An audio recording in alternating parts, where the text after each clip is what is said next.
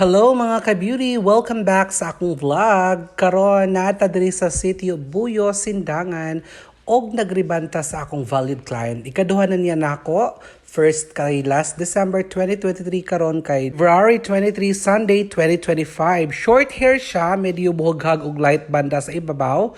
So kinahanglan nato ni i-rebond og tarong para smooth og healthy ang result. Magpaunsa mo ka, ma'am? Magpa-rebanded, power treatment, and color. Okay, so all in siya guys. So rebond, treatment, and color. So now sa natong rebond, then ay sa ta mag neutra, then after neutralizing cream color, then after last na treatment. So watch out guys sa iyang before and after transformation. Alright, so sa atong step 1, mao ang pag-apply sa rebonding cream. So una, gipang limpyo o gisection ang buhok para dali ang application. So as you can see, mao'y gibuhat sa akong partner. So pag human-ana guys, gi-apply nato dayon ang rebonding cream. So ang step 1. So, strand by strand ang pagbutang ana guys. So, gipaspasan na dyan na ako as you can see.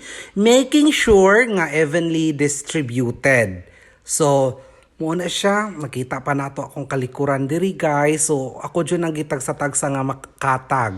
Alright, so gipahulat nato og 30 to 1 hour. Depende na sa texture guys, ilang buhok aron mo penetrate ang formula. So para sure nga ma-relax yun ang buhok, gina-check nato og hinay kung na-straighten na ba siya.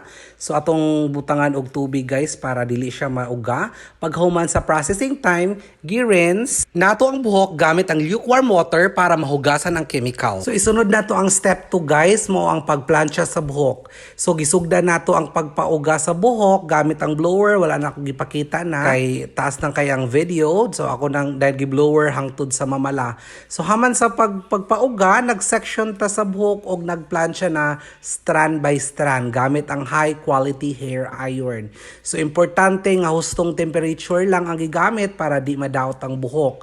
Giplansya ni nato multiple times hangtod na ma-achieve ang perfect straight finish. So mao kini ang final result sa una natong plansya guys. So ato sa ni papahuwayon og mga 5 minutes before ta mag-apply og neutralizing cream. So mao to gisunod na sa akong partner ang pag-apply sa neutralizer, mao ang step 3.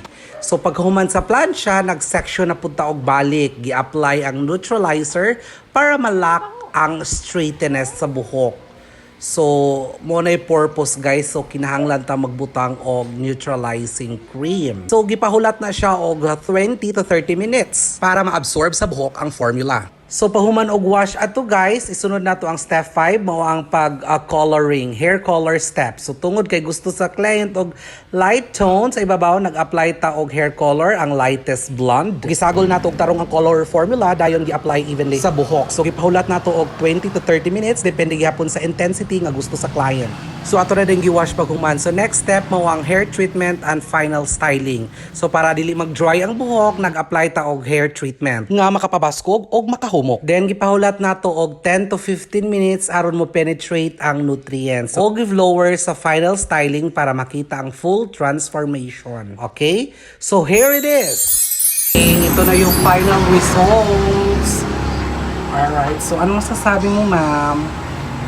Nice. Alright. So ayun na siya guys. May kulay na siya. Ano yung kulay na lightest blonde.